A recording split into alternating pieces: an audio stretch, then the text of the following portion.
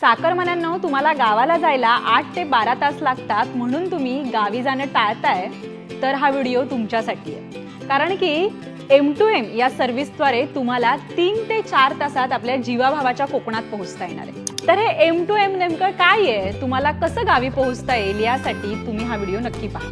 तुम्हाला मुंबईतील माझगाव डॉग इथून मालवण, विजयदुर्ग 4.5 तासात, तर रत्नागिरी 3 तासात गाठता येणार आहे। हो, हे शक्य आहे, ते फक्त M2M सर्व्हिसमुळे। ही नेमकी सर्व्हिस काय आहे ते जाणून घेऊया। तुम्हाला पहिलं तर मुंबईतील माझगाव डॉग इथे जावं लागणार आहे। तिथे हायटेक यंत्रणा असलेल्या M2M या बोटीमार्फत जलवाहतूक केलात तर तुमचा प्रवास सोपा होईल। M2M मुळे चाकरमान्यांना परवडतील अशा दरात कोकणात पोहोचता येणार आहे। M2M या सेवेतर्फे माझगाव डॉग या ठिकाणाहून हायटेक जहाजात तुमची गाडी आणि तुम्ही स्वतः जाऊ शकता।